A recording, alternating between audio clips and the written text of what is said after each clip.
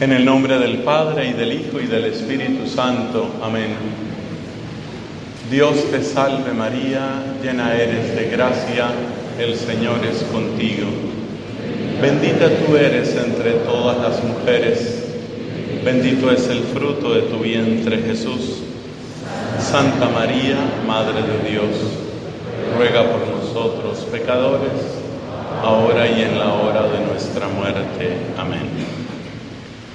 En nombre del Padre, del Hijo, del Espíritu Santo. Amén. Hermanos queridos, ¿qué es lo que se quiere en un día de reflexión, de retiro, de encuentro? Lo que se quiere fundamentalmente es encontrar una luz que nos va a permitir tomar una ruta. Es algo para la inteligencia y es algo para la voluntad. Nuestra inteligencia recibe una luz, nuestra voluntad toma una decisión. En el espíritu de aquel texto tan conocido del Hijo Pródigo, fíjate cómo el hombre recibe una luz. Tantos jornaleros de mi padre tienen comida en abundancia, yo aquí me muero de hambre. Él se da cuenta que las cosas le han salido mal, él se da cuenta que antes estaba mejor. Esa es una luz para su inteligencia.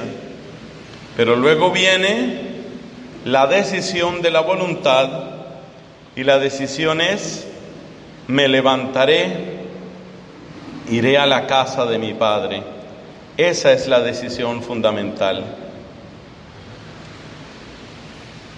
Esa es la importancia que tiene la verdad. Y por eso hacemos silencio, por eso queremos entrar un poco en nosotros mismos. No es simplemente por un descanso, que es necesario. No es simplemente una relajación, que también es necesaria. Es por el encuentro con una verdad. Y sobre ese tema de la verdad versa esta segunda reflexión. Pero vamos a abordarlo por contraste. Vamos a ver el daño que hace la mentira y vamos a ver cómo la mentira se ha convertido en una especie de cáncer que ha hecho metástasis en una gran cantidad de órganos de nuestra sociedad. Sabemos que lo más peligroso de una enfermedad como el cáncer es precisamente la metástasis.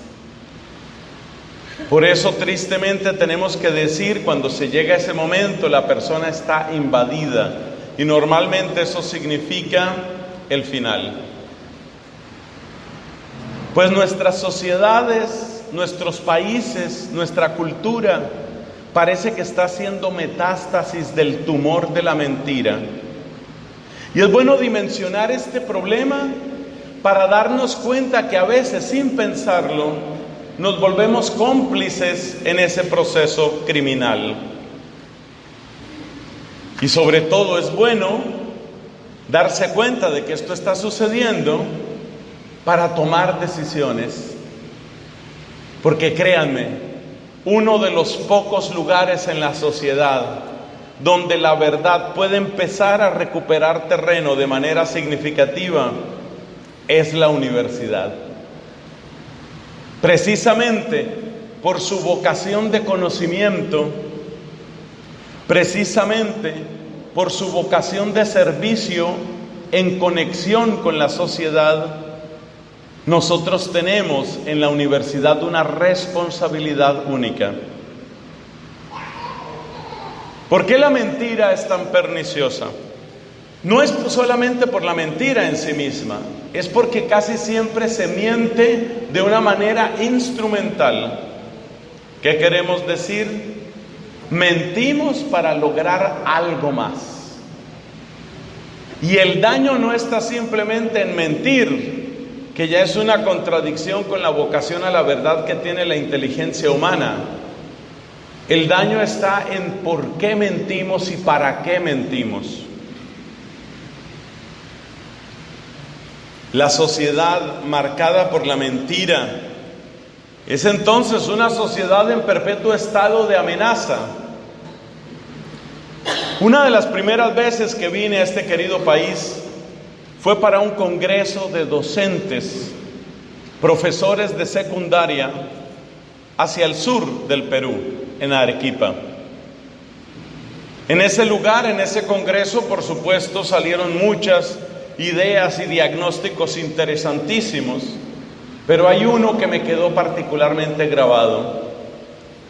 Uno de los temas que había que tratar era la creciente agresividad de la juventud, ya desde la adolescencia.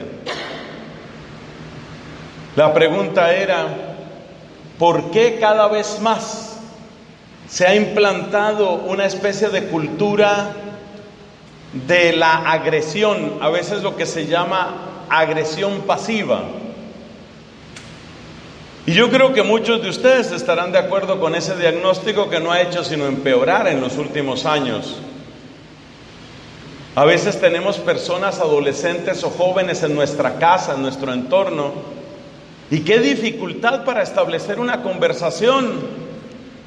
¿No les pasa a veces eso con sus hijos, con estudiantes quizás un poco menores que los de la universidad? Eso de tratar de abrir una conversación y solo recibir monosílabos. Sí, no, normal. Y uno se da cuenta que no es que no sepan hablar. Metidos en sus redes sociales, esos pulgares se mueven a vertiginosas velocidades. Graban mensajes, mandan fotos, se encuentran con amigos, pero hay algo extraño. Presentan una especie de gueto, de mentalidad de gueto, de aislamiento. Me pareció muy interesante el tema de la agresividad. Y casi siempre cuando hablamos de agresividad juvenil o adolescente, la tendencia es a culpabilizar a la persona joven. Es que son así, es que son arrogantes o son egoístas. Seguro que debe haber una parte de eso. Aquí no los vamos a canonizar. Pero sí salió una cosa muy interesante. Una de las raíces principales de la violencia juvenil es la sensación de engaño y traición que muchos jóvenes experimentan. Desarrollo un poquito más la idea. ¿Por qué hablamos de engaño y traición? ¿Y por qué eso suscita violencia? La segunda pregunta es fácil de responder. ¿Cómo se siente usted cuando le venden algo que no funciona? ¿Cómo se siente usted cuando le prometen algo y no le cumplen? ¿Cómo se siente usted cuando firma un contrato y luego resulta que en la letra pequeña, en la letra menuda, vienen condiciones que lo perjudican a usted gravemente? Usted siente agresividad, usted siente violencia. Oye, me has vendido esto y no funciona. Nadie se queda simplemente tranquilo cuando se siente engañado. O sea que el engaño produce violencia. Pero la otra pregunta es, ¿por qué se sienten engañados? Ese tema no se desarrolló tanto en aquel congreso en Arequipa, pero sí aparecieron suficientes ideas que luego me han servido de pistas para profundizar algo en el tema. Y en cierto sentido, esta charla es un desarrollo de esa idea, es decir, la abundancia de la mentira en la sociedad, que va produciendo una sensación permanente de engaño, de ataque y por consiguiente de violencia. Nos vamos volviendo cada vez más violentos.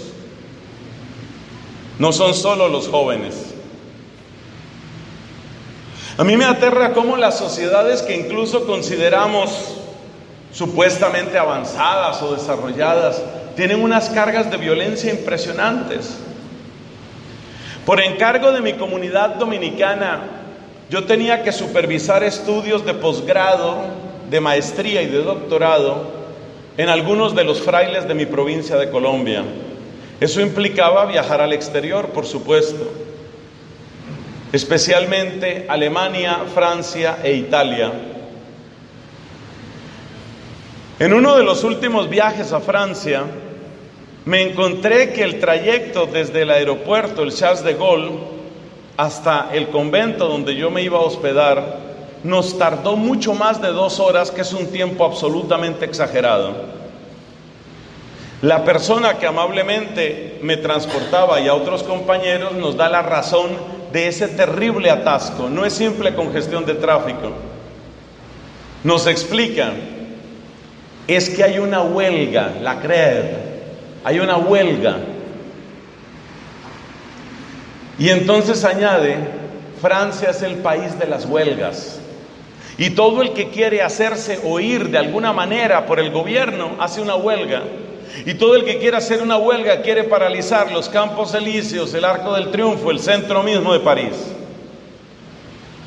Si te pones a pensar, el lenguaje de las huelgas, ¿qué es? Es un lenguaje de violencia.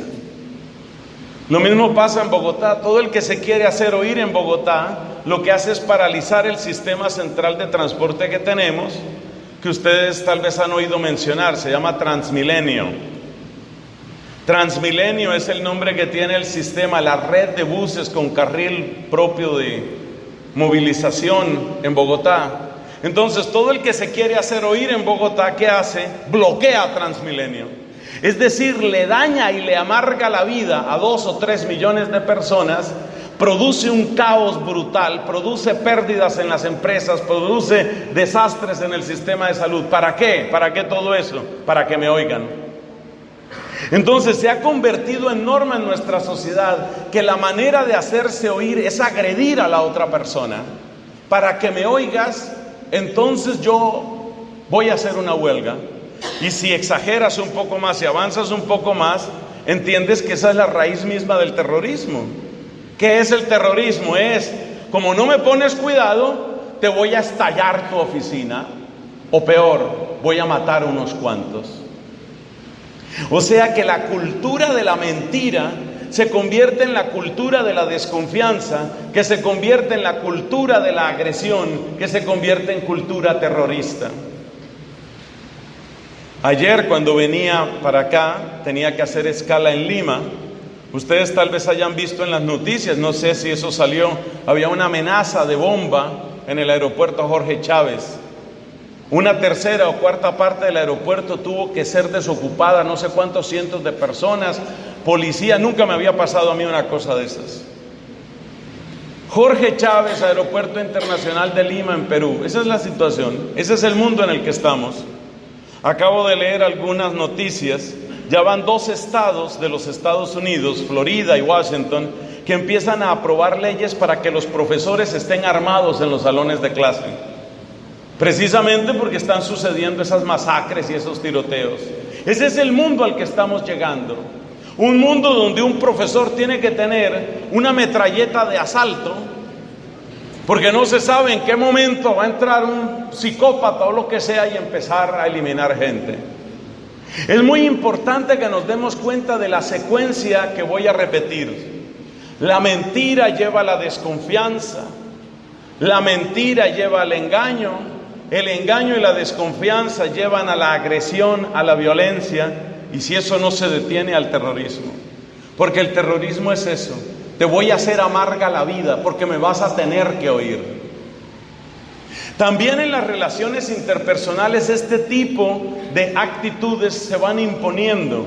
Esas actitudes de que para que me oigas tengo que lastimarte, tengo que herirte, tengo que dañarte. Ese es el resultado de una cultura de la mentira. Entonces nos preguntamos, ¿en qué lugares se ha instalado la mentira? Porque utilizábamos la metáfora de la metástasis. Yo les voy a mencionar 10 lugares porque esto tiene mucho que ver con aquel tema de la violencia juvenil.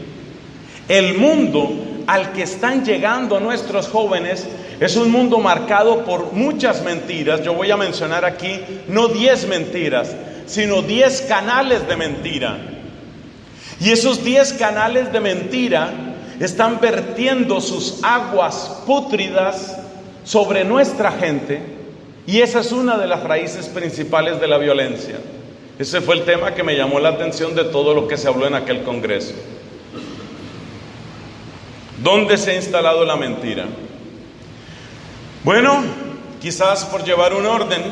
Primer canal, vamos a mencionar 10. Primero, las fuentes mismas de información. ¿Quién de ustedes, sé que son personas preparadas, cultas, no ha oído expresiones como fake news? Expresiones como la posverdad, expresiones como la verdad alternativa. Todas esas expresiones están indicando que los canales mismos de información ya parecen estar viciados. Hay países donde la situación es casi graciosa, casi chistosa. Y yo suelo dar como ejemplo 2 grandes cadenas de información de los Estados Unidos de América. 2 de las más grandes cadenas de información son, por supuesto, CNN, y la otra es Fox News. Pero resulta que cuando usted se conecta por internet o porque tiene suscripción o por lo que sea a CNN, ya usted sabe qué tipo de cosas va a oír. O cuando se conecta a Fox News, ya usted sabe qué va a oír. Desde la campaña electoral del año 2016, CNN tomó una decisión de oposición radical y permanente a la elección y luego al gobierno de Donald Trump. Absoluta oposición. De manera que usted puede pasar semanas viendo CNN y no hay una sola noticia que diga nada bueno de ese gobierno, nada bueno. Todo es perverso, todo es mentira, todo es caos, todo es desorden, todo es sospecha. Y ya usted lo sabe. Por otra parte, el otro canal que he mencionado, Fox News, se caracteriza por presentar siempre lo más positivo que puede de los resultados del gobierno de Donald Trump. De manera que en Fox News ahí van a aparecer los efectos positivos del cambio en la legislación tributaria que ha puesto Donald Trump, los efectos positivos de las nuevas tarifas de importación al acero y al aluminio, según Donald Trump. Y es muy gracioso porque una misma noticia la presentan las 2 cadenas, una la presenta de la peor forma posible y la otra la presenta de la mejor forma posible. Entonces, por ejemplo, esta noticia de los nuevos impuestos de importación al acero y al aluminio, que es noticia actual en Estados Unidos, mira cómo la presenta CNN. Están en peligro las más sólidas alianzas de comercio de los Estados Unidos con Europa. Como quien dice, esto va a traer caos, desastre, aislamiento comercial, guerra de precios, en fin, el apocalipsis. ¿Cómo presenta la noticia Fox News? Aumenta el empleo en el sector metalúrgico en el 13% en el curso de una sola semana. Es ese tipo de noticias. Las cifras, por supuesto, no pueden ser exactas, pero ese es el tipo de noticias. Entonces, ¿qué pasa?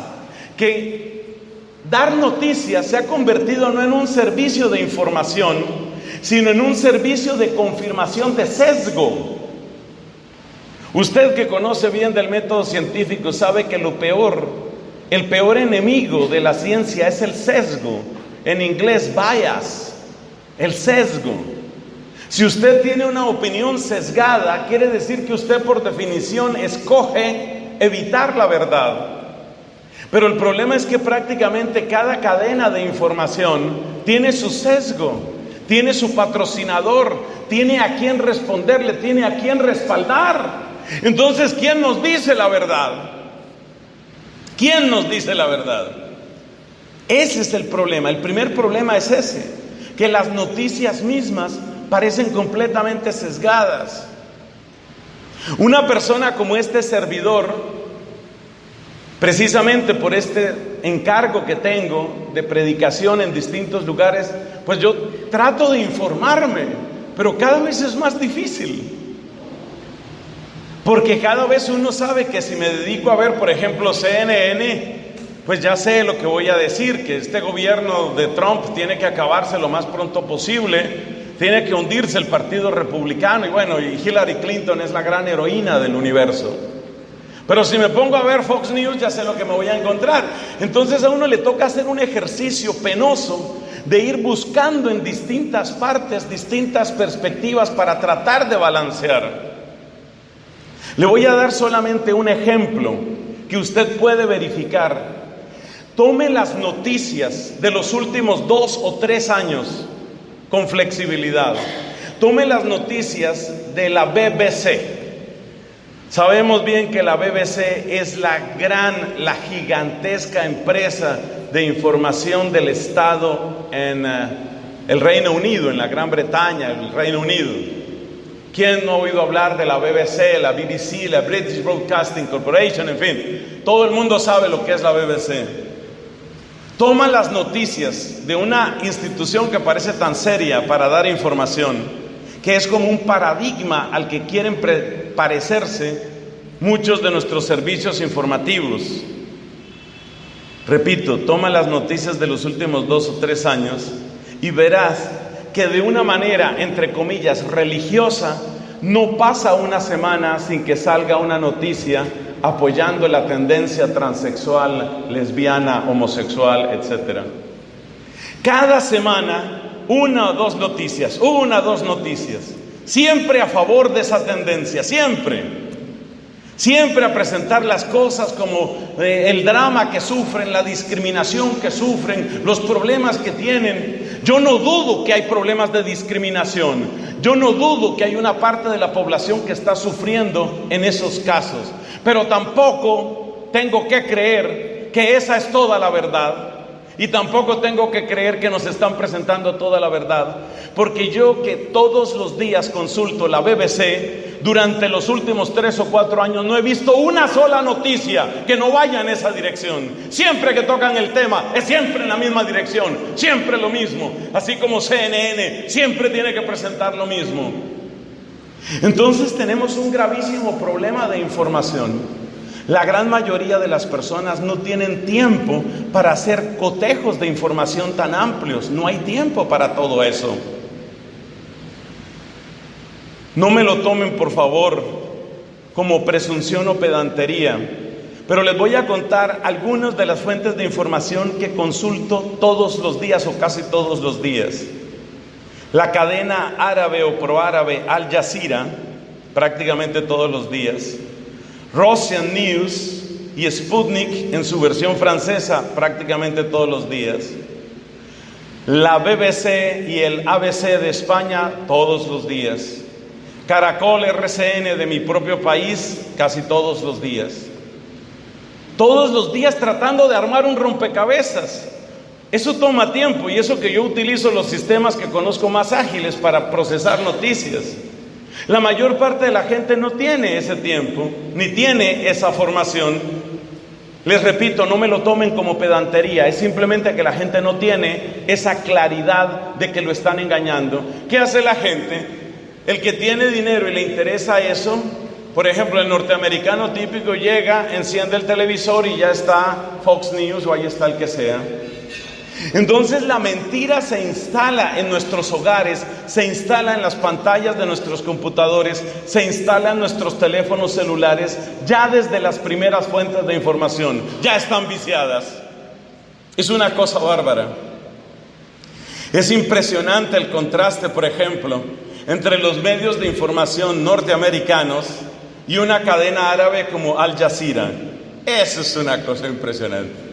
Eso es impresionante. Si usted mira, por ejemplo, todo este debate internacional sobre la península de Crimea, a menos que usted tenga acceso a medios de información rusos, usted nunca sabrá lo que está sucediendo ahí. Nunca sabrá. El problema de Ucrania nunca lo va a conocer. La disputa entre Polonia e Israel por la memoria histórica del Holocausto, eso nunca lo va a entender usted. Entonces, ¿qué quiere decir esto? Que vivimos, cada uno de nosotros vive en el acuario que escoge vivir. ¿Qué tal esa imagen? Cada uno escoge vivir en su acuario y nos metemos en nuestro acuario de noticias y ya ahí vivimos engañados en eso. O si no, lo que hacen muchos de nuestros jóvenes, lanzan una expresión de desprecio y dicen, quédese usted con sus noticias. Y ya no ven más noticias. Tengo sobrinos que están entre los 20 años, 30 años de edad. Algunos de ellos ya no ven noticias. Ya no les interesa, no le creen nada a nadie. Ese es un estado muy lamentable de cosas. Entonces ahí tenemos problemas graves de información y ahí empieza la cultura de la mentira. Ahora aplica esto a lo que significa el segundo punto, nuestros cuerpos legislativos. Precisamente por esta información, pues he tenido bastantes datos de cosas que han pasado aquí en el Perú. Repito, con todo el respeto, claro, con todo el amor que le tengo a este país. ¿Usted cree que el peruano promedio tiene una información suficientemente clara sobre el tema de la posible destitución o el nombre que se le dé al presidente Kuczynski? ¿Usted cree que la gente tiene suficiente información sobre eso? ¿Son realmente avalanchas en uno o en otro sentido? Y la mayor parte de la gente finalmente queda perpleja o queda en manos de lo que quiera oír. Entonces algunos dirán, efectivamente, el tipo está de una manera completamente ilegal, hay que sacarlo de ahí, tiene que acabar ese mandato. Otros dicen, no, son sus enemigos políticos. Yo no tengo elementos de juicio para decir qué tendría que suceder. Mi punto es simplemente, la gente no tiene capacidad de información en eso. La gran mayoría no tiene. Quizás muchos de ustedes sí. Entonces nuestros mismos cuerpos legislativos y nuestros mismos organismos de gobierno se convierten en fuentes de mentira. La gente miente. En mi país, todo político que resulta acusado de peculado, de robo, de nepotismo, de recibir dineros, todos los que resultan acusados, automáticamente, como un acto reflejo, mis enemigos me quieren hundir. Nadie ha hecho nada malo, nadie. No hay político colombiano que haya hecho algo malo. Todos son simplemente que tienen enemigos. Le hacen unas denuncias terribles al expresidente Lula, el de Brasil. Denuncias serias. Toda la respuesta de Lula, ¿cuál es? Mis enemigos me quieren hundir. Pero hay otro nivel de mentira que se ha instalado en los cuerpos legislativos. Para una gran mayoría de personas, lo que está aprobado en la ley es correcto moralmente. El país donde yo he visto que esto sucede de una manera más intensa de lo que yo he podido conocer es España. Es un caso perdido discutir algunos temas con españoles, especialmente jóvenes, pero perdido, tiempo perdido, porque la actitud de ellos es, ya esto se aprobó, ya es ley, ya no se discute. Mira, y la moralidad del aborto, no, ya aquí tenemos aborto libre, gratuito, subsidiado, ya eso no se discute. Entonces fíjate cómo los cuerpos legislativos se convierten en un manantial de agua podrida muchas veces para la sociedad, porque la mayor parte de las personas consideran que lo que es legal es moralmente correcto. Se necesita una cierta formación, una cierta luz en la conciencia para darse cuenta de que una cosa puede ser legal y a la vez inmoral. Y mucha gente no tiene esa formación. Entonces para ellos, les repito, esa ha sido mi frustrante experiencia con jóvenes españoles. Para ellos, lo que esté aprobado por el Parlamento, por el Congreso, ya eso es correcto. El gobierno ya aprobó matrimonio entre personas del mismo sexo, quiere decir que ya es correcto, ya se puede hacer, por fin se puede hacer. Y por supuesto, detrás está la BBC sacando fotos siempre de la alegría de los que por fin nos podemos casar. Solo sacan esas fotos, solo presentan ese lado. Entonces fíjate cómo el engaño perpetuo de los medios de información y la confusión que causan los cuerpos legislativos hace que el sentido de la moralidad se encuentre prácticamente perdido en la mayor parte de los estudiantes que usted tiene en su salón de clase. En este sentido, el reto para la Iglesia Católica es gigantesco. Me acuerdo la cara de frustración de una religiosa, una hermanita, la comunidad de ella tiene colegio de niñas. La cara de frustración cuando me cuenta, hicimos una encuesta en las niñas de lo que allá se llama grado octavo, viene siendo como tercer año de secundaria, sobre el tema del aborto en caso de violación.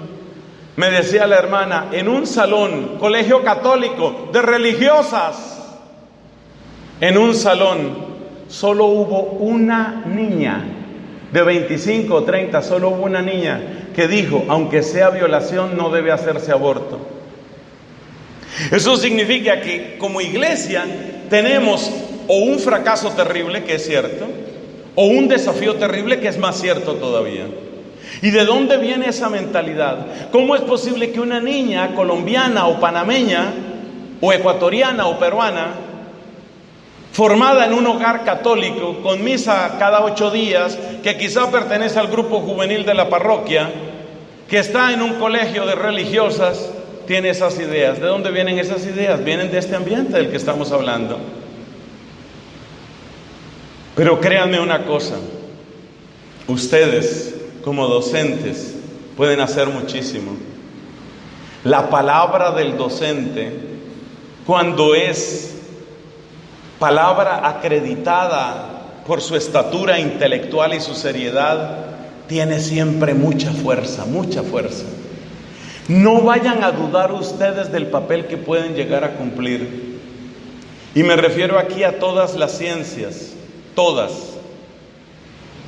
Por darle solamente un ejemplo, piense usted, qué sé yo, en un profesor de física dentro de una facultad de ingeniería, por dar un ejemplo. El hombre es un gran profesor, es un hombre brillante y está dando una materia muy difícil, una asignatura muy exigente.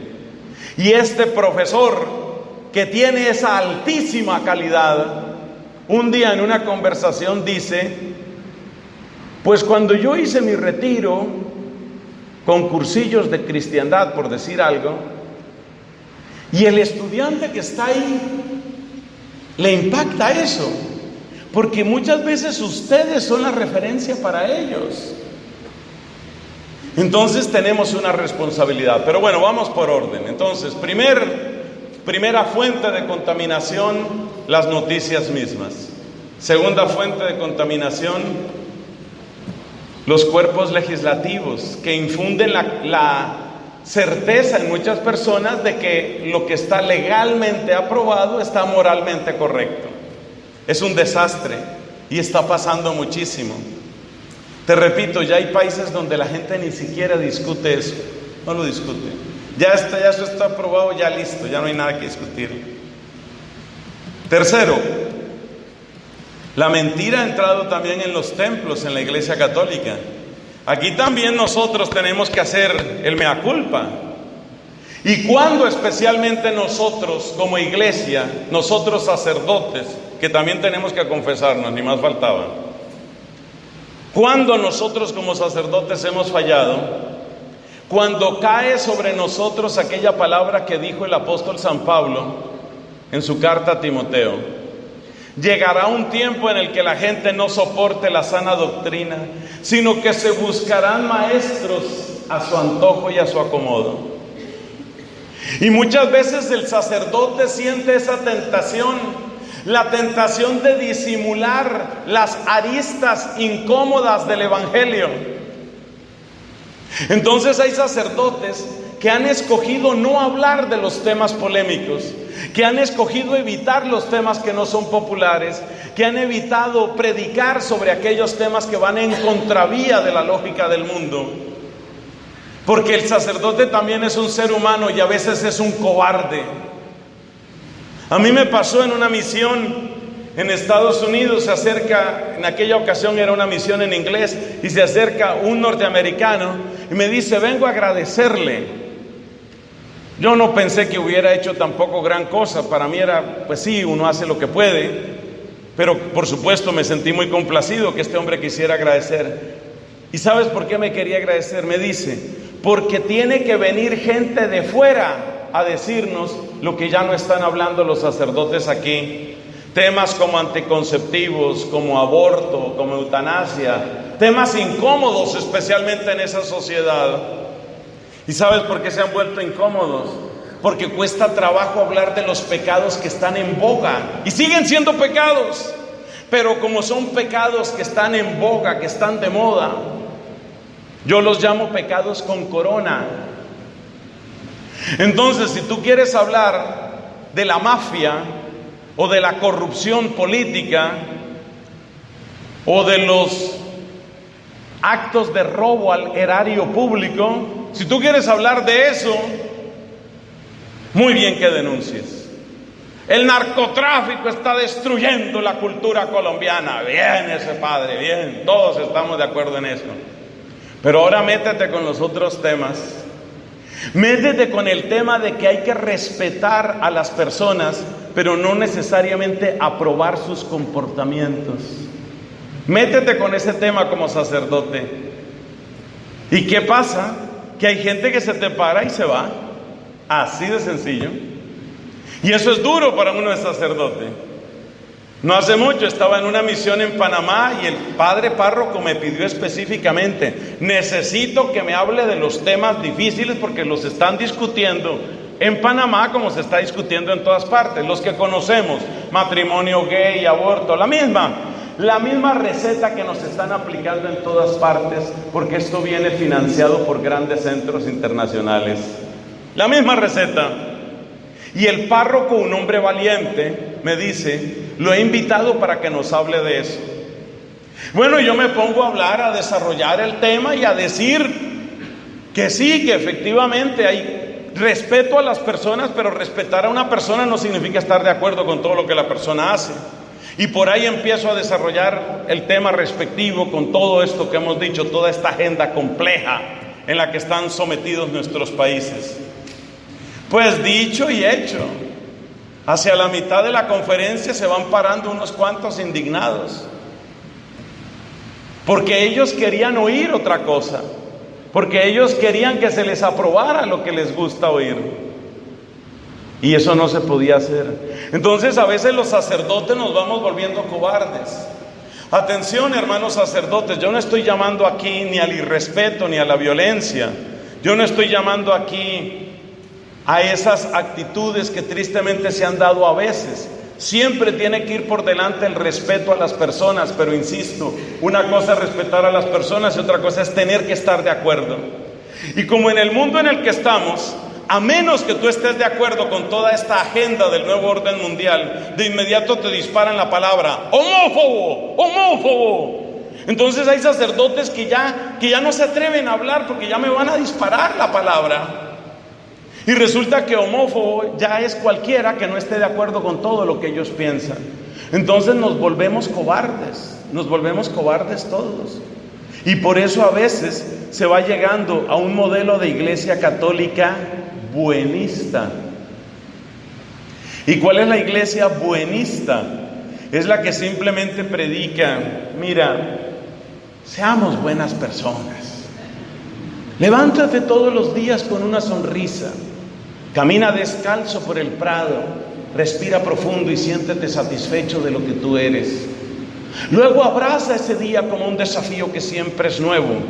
Sonríele a cada persona que encuentres en tu camino. Sé buena persona, ten buena digestión y duerme tu noche completa. Y entonces se convierte la religión y se convierte el sacrificio de Cristo en la cruz. Se convierte apenas el pretexto para decirle a la gente que tenga buena digestión, que respire profundo y que duerma bien, que sonría a todos y que no haga problema con nadie.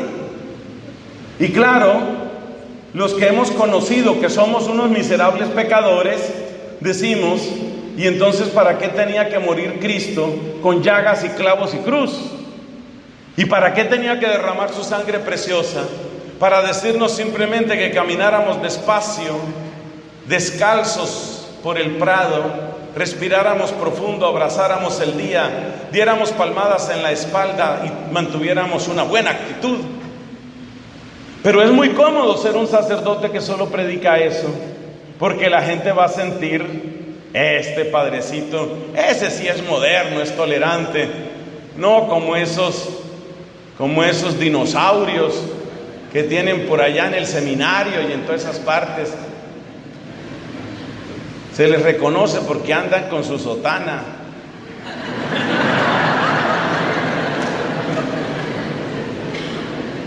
Entonces, ¿qué pasa? Que a veces, para que a uno lo consideren tolerante, moderno, mente abierta, el sacerdote empieza a disimular todas estas cosas. Y entra también la mentira en nuestras vidas. Por eso también nosotros somos llamados a la conversión. Punto número 4. En la relación entre academia y sociedad, ahí se ha instalado la mentira. ¿En qué sentido? Se supone que los estudios superiores, empezando por los estudios de pregrado, deberían ser una manera de prepararse vital y existencialmente para el lugar que uno va a ocupar en la sociedad. Pero mira lo que escuchábamos en las noticias esta mañana cuando veníamos para acá. Noticias de hoy en Perú. Más del 90% de los profesionales en el Perú están subempleados en actividades que no tienen que ver con lo que estudiaron. Esa cifra no viene de mí, la oímos en las noticias cuando veníamos para acá, usted la puede verificar, no es una noticia de otro país, es una noticia de este país. Entonces a veces uno se pregunta, cuando uno da clases en la universidad, yo soy también docente, cuando uno da clases en la universidad a veces uno se pregunta, oye, pero ¿por qué esa desmotivación de los estudiantes? ¿No te parece que es una gran fuente de desmotivación el hecho de que muchas veces tienen que preguntarse, ¿y esto para qué me va a servir? Repito, la cifra escandalosa. No que mi país esté mucho mejor, pero me gusta dar siempre cifras del lugar donde estoy. Más del 90% de los profesionales peruanos terminan trabajando en cosas que no tienen que ver con su profesión, para las cuales, por supuesto, tienen que subemplearse. El subempleo está disparado en Perú. ¿Qué quiere decir eso? Quiere decir que muchas personas no le ven sentido al mundo de la academia que va por su lado, y luego el mundo, entre comillas, real, el mundo de la sociedad, donde hay que ganar un sueldo, hay que sostener una familia, hay que pagar un arriendo. Hay un desfase, y ese desfase produce una terrible desmotivación. En algunos lugares de mi país, ese mismo problema se vive de una manera más escandalosa. Me refiero, por ejemplo, al caso del occidente del departamento nuestro de Boyacá, una zona de producción de esmeraldas y una zona tristemente célebre por los niveles de agresión entre las bandas de esmeralderos que hay allá. Eso incluye gran cantidad de muertos, verdadera guerra. Fui superior en un convento que tenemos los dominicos en la ciudad de Chiquinquirá, en Boyacá. El alcalde de ese momento me comenta en alguna oportunidad, oiga estas cifras de Colombia. En mi salón de clase, cuando él iba terminando su bachillerato, en mi salón de clase éramos, di tú, 28, 30 personas. De esos 30 estudiantes, solo 2 íbamos a la escuela o al colegio. Íbamos al colegio sin arma. Eso quiere decir que de 30 estudiantes en esa zona de Esmeraldas, porque el alcalde de Chiquinquirá de esa época era de esa zona de Boyacá, de 30 estudiantes en un colegio, 28 iban armados, con su revólver ahí, y exhibiéndolo, y haciendo valer su ego por la calidad del revólver que tenían. Y luego me cuenta, 20 años después, de ese grupo solo quedamos 3 supervivientes, los demás han muerto en distintas guerras de bandas y cosas de esas. Ese es el nivel de agresión en ese sector de Colombia. Entonces, claro, en un lugar donde tú vales en proporción al revólver que tengas, dime cómo motivas a la gente para estudiar cuál es la capital de Kazajistán. ¿Cómo les explicas que es importante el conflicto de Chechenia? ¿Cómo les explicas por qué está el cinturón ese de terremotos y volcanes del Pacífico, cuando las vidas de ellos se mueven en una escala completamente distinta?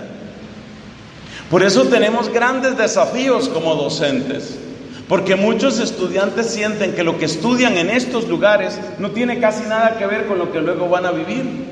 Y eso les produce una profunda desmotivación, pero profunda. Muchos de los muchachos en ese sector de mi país, por el cual pido que Dios haga algo, y ya hay gente que está trabajando, por supuesto, muchos de los muchachos sienten que su valor depende, ya lo dije, de un revólver, pero la historia de las mujeres es más triste. La prostitución infantil y juvenil es una cosa bárbara. Ahí donde hay mafia, ahí donde hay narcotráfico, necesariamente termina habiendo problemas de prostitución. Y resulta que todos estos mafiosos siempre están ávidos de carne fresca y de esa manera hablan, es decir, chicas vírgenes. Esa es la degradación a la que se llega. Entonces, ¿qué haces para que una niña de estas te ponga cuidado sobre cuál es la ecuación para resolver, cuál es la fórmula para resolver la ecuación cuadrática, cuando esa niña lo que sabe es que el próximo fin de semana va a estar con un mafioso ganándose no sé cuántos cientos de dólares por sus servicios? Son problemas muy graves, que son problemas de desconexión entre la academia y la sociedad.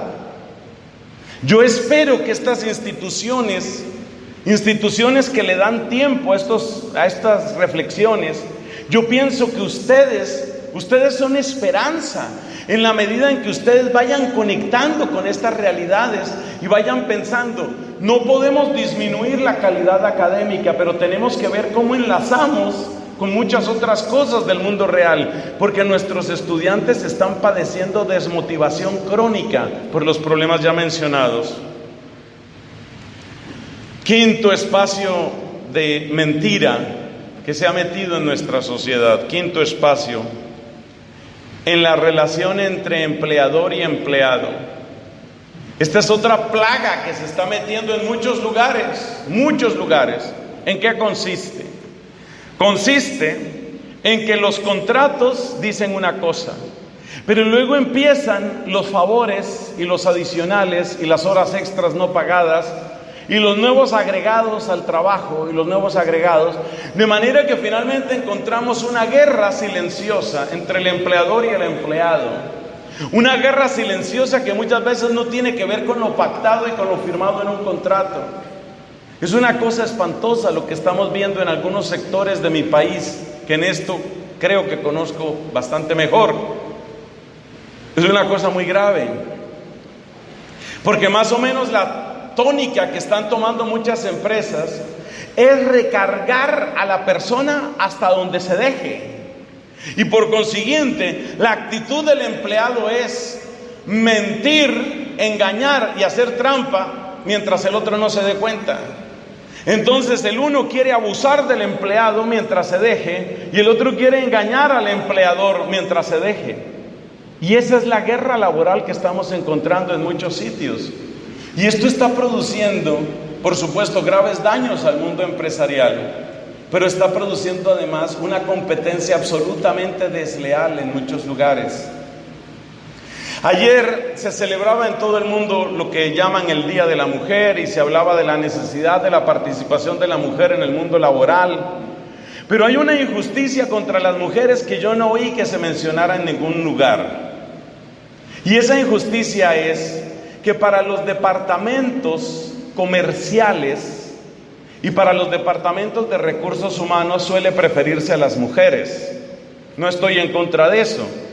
De hecho, yo predico con frecuencia que el cerebro femenino está hiperconectado y las mujeres con mucha mayor facilidad conectan la parte de ideas, emociones, recuerdos, proyectos.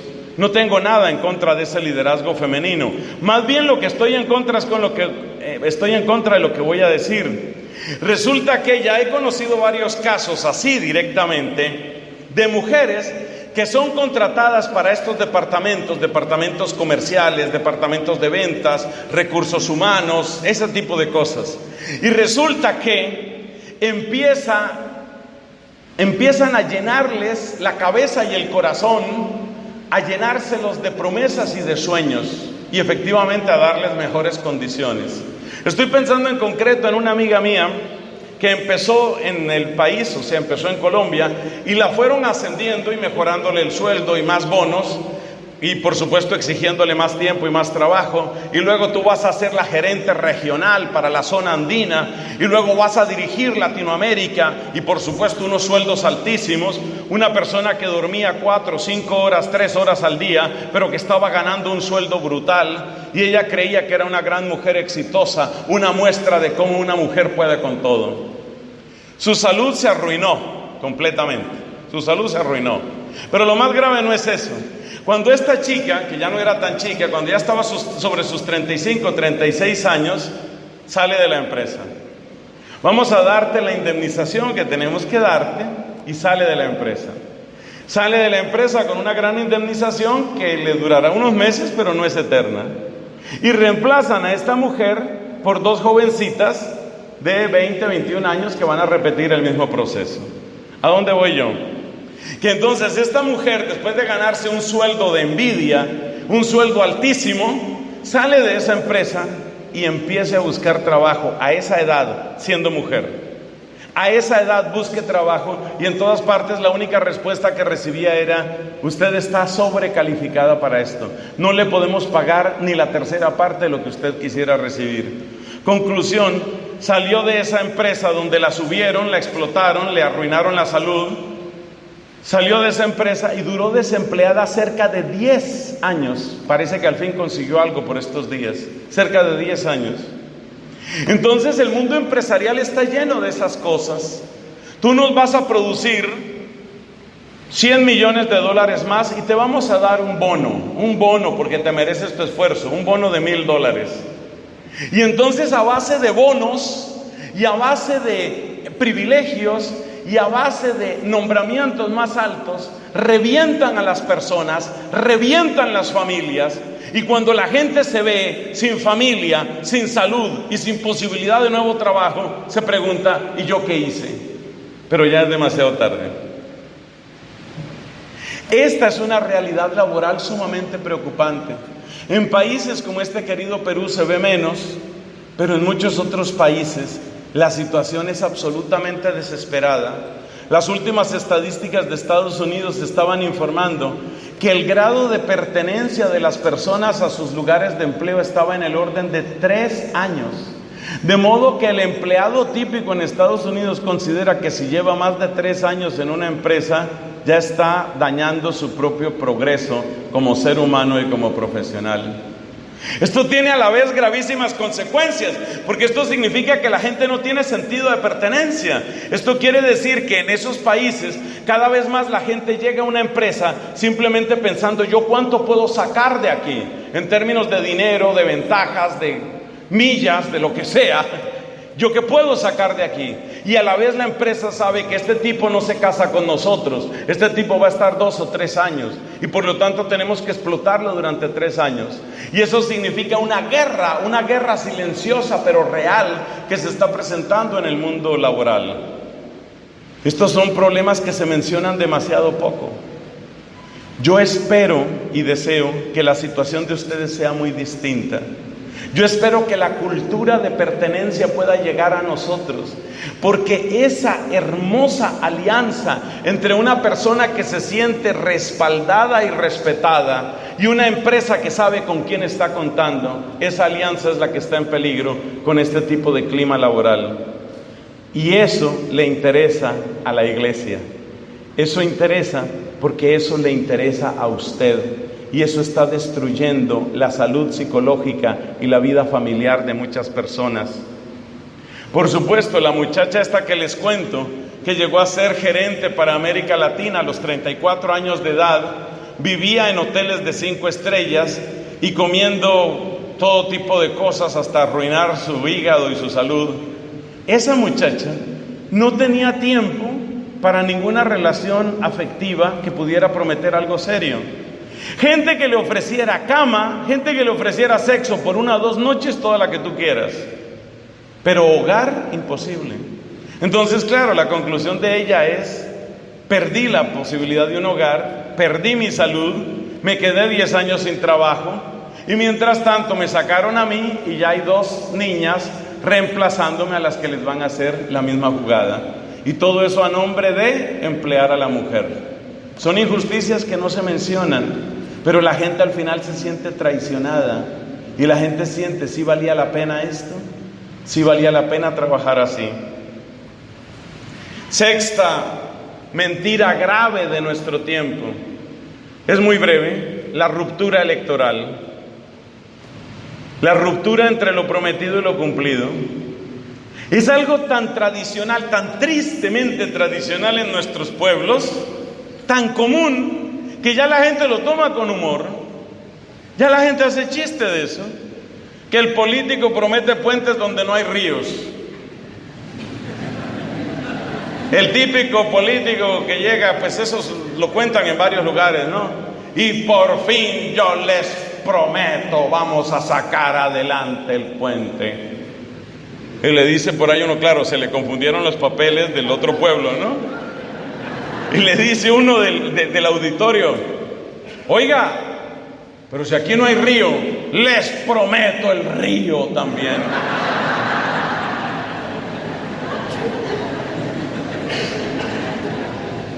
Esa cultura de la mentira en los procesos electorales, ¿sabe qué daño nos está haciendo? Que los jóvenes actuales no se interesan por política. Y eso es gravísimo, porque un país donde los jóvenes no se interesan por política es un país que ya está vendido al clientelismo y a las demás plagas de los procesos democráticos. Para mí un desafío interesantísimo, especialmente en las áreas de humanidades, es cómo podemos implicar a nuestra gente en los procesos políticos de una manera que logren sostenerse y a la vez ser fieles a sus principios. Y no está nada fácil, porque los pocos que lo intentan salen absolutamente decepcionados de los niveles de traición y de mentira que hay en la política. Entonces te vas dando cuenta, llevamos 6, ¿te vas dando cuenta de los niveles de decepción que tienen nuestros jóvenes? Por eso muchos simplemente sienten que la sociedad misma es una mentira y vienen los problemas de agresión y de violencia y de vandalismo. Séptimo, ay, me duele decirlo aquí, ¿no? La acreditación. Ay, Dios. La famosa acreditación. A ver, díganme si les suena esta expresión: visita de pares. Sí suena, ¿no?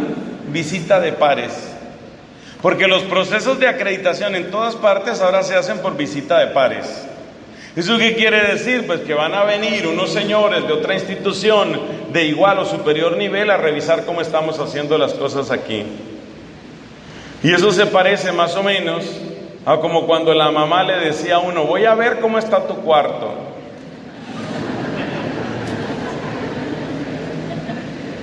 Entonces muchas veces la visita de pares y los procesos de acreditación son procesos repletos de mentiras. Repletos de mentiras, porque muchas veces de lo que se trata es cómo hacemos para presentar la fachada. Y eso es terrible. A mí me da risa el tema, porque claro, como yo soy así más bien un poquito robusto, desde que el Señor me sanó de la anorexia, pues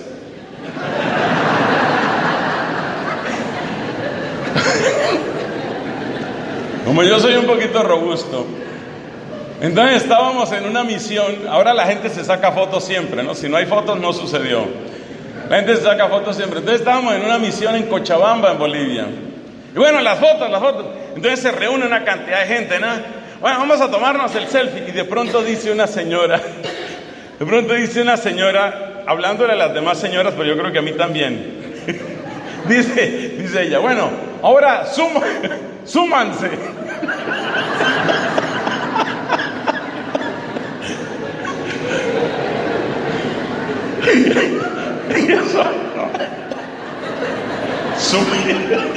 Sumir el abdomen, ¿no? Oiga, y nadie se rió, solo yo. O sea, ya todas sabían, súmanse. Todo el mundo se sume.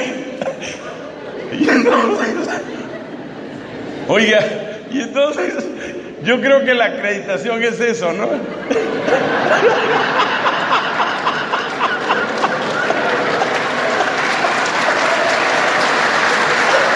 La acreditación.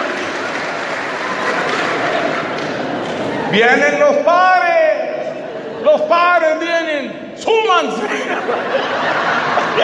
Porque vienen los pares, tenemos que presentar la buena cara. Oiga, y de eso vivimos.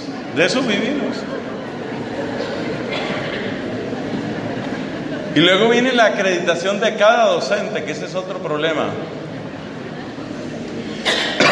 Me comentaba una amiga que obtuvo residencia y luego se nacionalizó en Francia. Me comentaba una amiga, ella es docente. Me comentaba la situación en las universidades allá. Resulta que hay un sistema de acreditación en Francia que da unos puntajes extraordinarios. Yo creo que lo mismo está llegando a nuestros países. Unos puntajes extraordinarios que mejoran el escalafón y mejoran sueldo y mejoran muchas cosas. Puntajes extraordinarios para los profesores que publiquen investigación, por supuesto, original.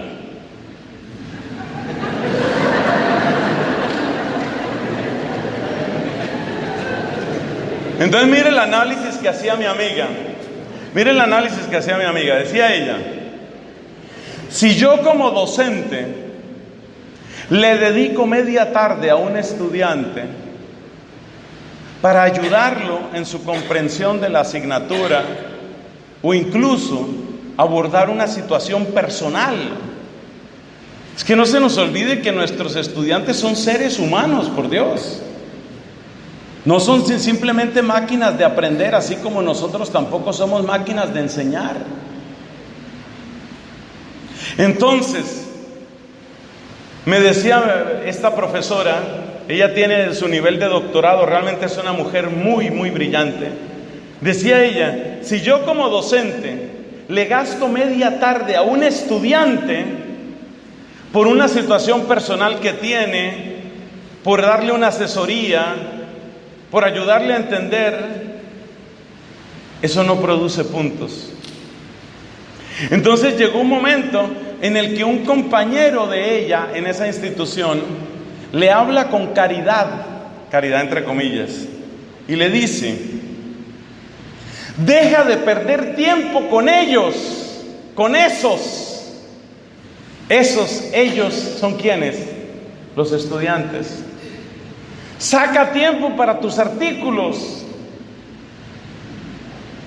Y esta como que no entendía, ni qué, lo que vas a publicar. Entonces resulta que la mayor parte de estos docentes nunca tienen nada de tiempo para el estudiante, porque eso no da puntos. Y uno se pregunta, pero la docencia no era para eso. La docencia no era exactamente para eso, para crear mejores procesos de enseñanza, aprendizaje. ¿No se supone que en eso es en lo que estamos? Entonces fíjate hasta dónde se instala la mentira también en eso. Entonces para lo que nació la educación, es decir, para prestar este hermoso servicio, enseñanza, aprendizaje, eso ha desaparecido en muchos lugares. Lo único que interesa son mis puntos. Y mis puntos son, logré publicar en el journal de no sé qué. Entonces, si yo logré publicar allá, eso sí da puntos. En cambio, si yo le ayudé a una muchacha que estaba confundida porque no entendía, porque estaba mal, porque tenía un problema, un joven que tenía un conflicto, si yo le ayudé, eso no vale nada. Entonces vamos creando también una cultura de la mentira en ese plano. Octavo, vamos llegando al final y a la conclusión. En la presentación del afecto y del amor de pareja, especialmente en las películas, una de las mayores causas de frustración en muchos jóvenes es que sueñan con una relación afectiva, pero el problema es que tienen la cabecita llena ¿de qué? De películas. Es decir, el hemisferio izquierdo está completamente lleno de Hollywood y el hemisferio derecho completamente lleno de Netflix.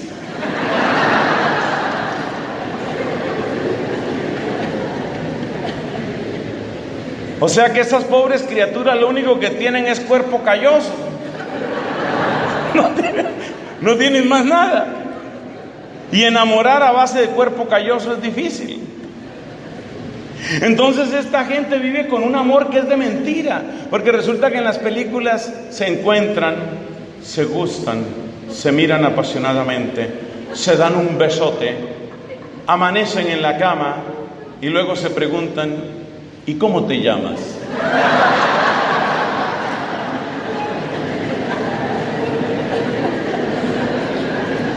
Con esa idea de amor, dime qué se puede construir con esa idea de amor.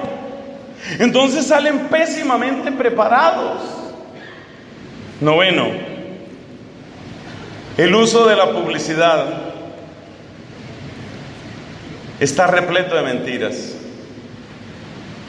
Ya he contado esta historia otras veces.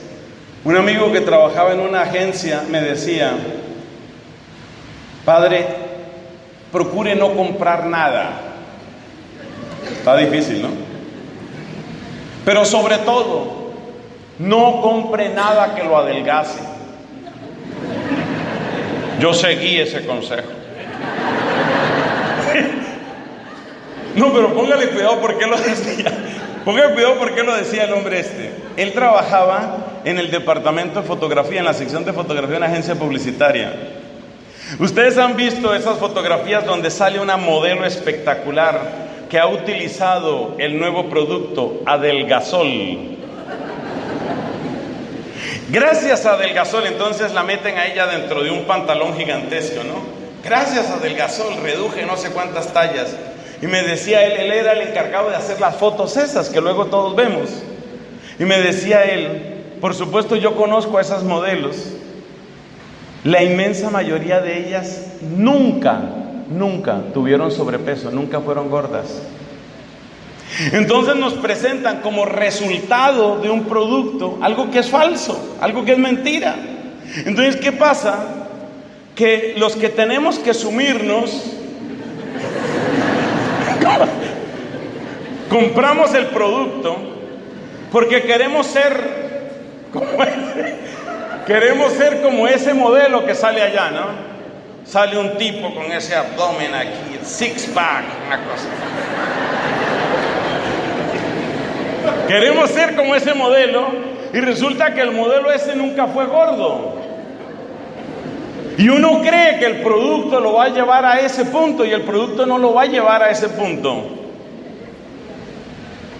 Entonces estamos metidos en esa mentira también de la publicidad. Y la décima, en nuestras propias relaciones cotidianas, muchas veces hay falsedad.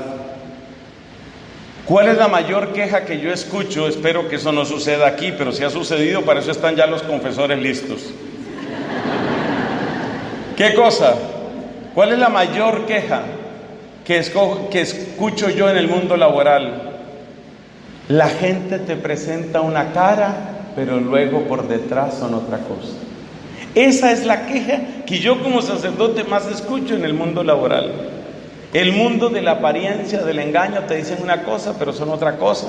Por detrás están hablando.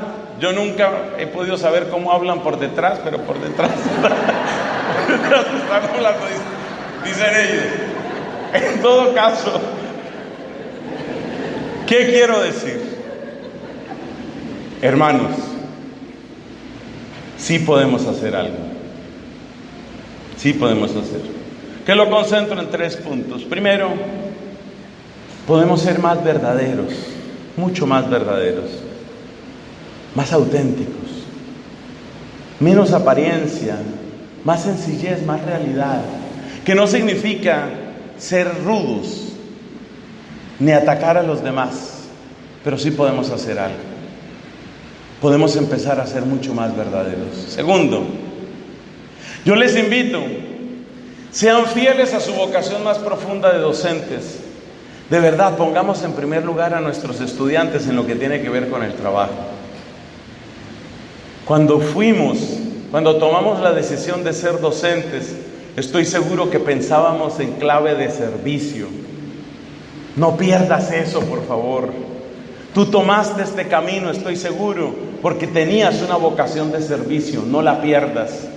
Y tercera recomendación: ayudémonos todos a desenmascarar estas mentiras ante los jóvenes. Cada verdad que un muchacho de estos logra descubrir le puede salvar muchos, pero muchos días de amargura. Y nosotros podemos hacer algo al respecto. Gloria al Padre, al Hijo y al Espíritu Santo.